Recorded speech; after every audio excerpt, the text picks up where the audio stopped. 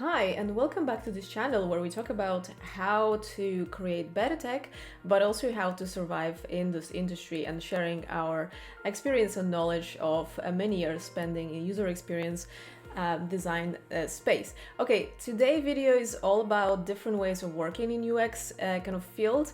We're gonna look at differences between being a permanent employee, being a freelancer, and a contractor, because they all have pros and cons, and depending on your situation and depending on your personality, you might want to choose one over another. Okay, let's start with permanent jobs. If you are a permanent employee, you would probably working either on client side, so for example on Facebook or Virgin Media or any other one brand company, or you can choose to work for agency that works with many other companies, okay, to create a good user experience for them. Now, the differences will be quite vast. If you work for a brand, one brand, obviously you will be working on mostly one or two projects a year. If you work for an agency, you will be building your portfolio really quickly with different clients. So that's fantastic if you are starting off and you want to build your portfolio really quickly. However, in the agency, they probably will be super fast paced, so learning will be more difficult than, for example, working for one brand company where everybody is going to be just like working a bit slower than an agency, so you will have time to learn a bit more from more senior people. Now, a good stuff about being in the permanent position is that you have plenty of stability. You get bonuses, paid holiday, maybe health insurance, and other benefits, such as you don't have to deal with your taxes and stuff like that. If you also like to be part of the culture and a part of the like a bigger team and belong to something greater than just yourself, then permanent position is going to be something that you will enjoy. However, on the flip side, you probably will have less freedom to choose what you're going to be working on. So freedom is going to be lower in permanent position, but stability will be super high. Also, size of the projects, depending whether you're working for a client or you're working for agency, size of the projects could be medium to really big. So then the length of the engagement with the company probably is going to be a couple of years. I mean, my first role in London was around 2.5 years. That was my permanent position that I've had in London, and it just takes a while. So you actually are going to be working on the longer terms engagement. Ability to learn, like I said, is going to be higher if you're like on a client side. If you are going to be an agency, it's going to be slightly lower, only because it's going to be much faster. Also, obviously, important bit to mention is the salary and the money you're going to be making, because we all work for money. If you're just starting off, the salary will be probably on a slightly lower spectrum. So depending on the country, it'll be obviously different. You can Google that, but it's going to be slightly lower only because you're starting off and you have to learn a lot of stuff. So the company actually is investing in you as well. So that will be one of the challenges of being in a permanent position.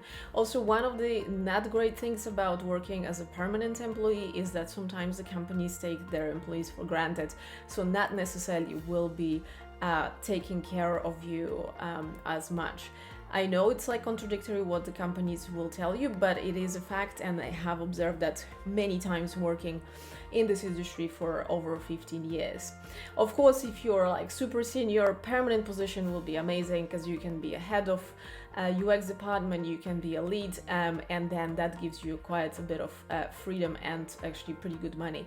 But if you're starting off, it's going to be on the lower spectrum of money. Okay, let's move on to freelancing. Now, freelancing is completely different than obviously permanent. You're going to be working very often like from home, completely detached from the actual business you're working for. You're not going to be part of their kind of ceremonies, say daily stand-ups. You're not going to be part of the culture. You actually probably will very rarely even see anyone from the company apart from some check-in calls and stuff like that. So you're going to be completely separate from the business that you're working for. You can actually travel the world and nobody will care. So that's fantastic for people who don't want to be involved in internal politics and stuff like that. You also can work on many clients at the same time. If you build a very good process and so on, you will be actually working with many different clients, and could be really fantastic way of kind of expanding your portfolio. But obviously on the flip side, the issues would be that it's very unstable in terms of the contract, in terms of the engagements. And I had it many times in the past where my freelance agreement will suddenly come to an end because, say, company doesn't have enough money or something happened, the plans changed. Also, obviously, because you're freelancing, you're going to be probably working for smaller companies than as permanent employees. You might very often work for startups with some funders. So as you know, it's very unstable kind of land, and things can change from one day to another. Also, the budget's probably going to be quite low. So like I said, you will have to kind of work hard to get a couple of those projects so that you can actually make good money. But obviously it is all possible, and I know people who actually do that and they love it because they have lots of freedom, and they don't have to work 9 to 5 because you're kind of deciding how you're going to be working. But on the flip side, obviously it's very unstable. You constantly have to be able to get new projects in, so you have to constantly advertise yourself or have other ways of finding those clients. You have to be responsible for your own taxes. Obviously you're not going to have any bonuses or healthcare and things like that. So that is like a not so amazing side of freelancing. And if you kind of a very social person, is going to be quite it might feel very lonely. So to summarize, freelancing freedom super high. You can choose what you work on and who you work with, also when you work, from where, and things like that. Stability super low because you can get cancelled at any time. Size of the projects usually is going to be smaller. Might be just a little feature that somebody needs to add to their existing website. Length of the projects also quite short, so they can be like couple of weeks to a couple of months tops, unless you're super lucky and you can find freelancing gig, which I know some people do, that they can actually stay somewhere for even a year. So it all depends, but on average it's going to be much shorter engagement. Ability to learn will be quite low, and I mean ability to learn from somebody else is going to be low because you're going to be working by yourself. So unless you work hard to teach yourself via books and courses and so on, you're probably not going to learn from anybody else, only because you're probably going to be just one man in a van, and there might be no other UX designers in the company, which very often is the case. Salary wise, it depends how you work. If you only get one project, there's a chances that it's going to be quite low, so you probably want to get a couple of those projects in to be able to actually make good money. Okay, let's move on to contracting. Like, contracting is a mix between the permanent position and the freelancing. Okay, so when you're a contractor, you are not part of the company, but you also are not super far away from the business. You might be involved in some of the stand-ups and other company meetings. Obviously, you are still a separate entity, you are independent consultant and so on, but you're just going to be slightly closer to the business than if you are a freelancer. Okay, you might need to meet the client in person and things like that. Also, the size of the projects is going to be much bigger, and the engagement is going to be longer. So you're not a part of the business, but you are hired as a super specialized person in the field to come and achieve something really quickly. Well, not really quickly, because sometimes it's years, but something specific and very specialized for the business. So you will have to be a quite senior person. So I think contracting is probably not the right thing maybe for somebody who is starting off completely fresh, because there is expectation of like super high level of proficiency in UX field, so much higher than, for example, in freelancing, where you can be fresh out of school of UX, and there is no as high expectation as with contracting. When you go contracting, they expect your portfolio to be full of big names and years of experience. So let's to summarize contracting, you have quite a bit of freedom, because you still can work with other companies. So I usually combine contracting with freelancing, so working for one big client but also do a smaller project as a freelancer at the same time. So you still have a freedom of doing lots of different things. Stability wise, contracting is pretty stable, only because the projects or contracts usually are from 3 to, I don't know, many years, depending on the company, but they're very stable because they are with big names usually. So they are slightly different in terms of freelancing, because freelancing, you don't work with very stable big names as much, which is why they might be less stable. Now, size of the projects for contracting, they're usually pretty big, okay, only because you work for big companies. And I think maybe the shortest ever contract that I have done maybe was 3 months. That was literally the shortest contract that I've done in my 12 years of freelancing and contracting. Other than that, they're usually around 6-12 months. Maybe the longest I've done was 2.5 years. So they're very stable, and the size of the projects is usually pretty big.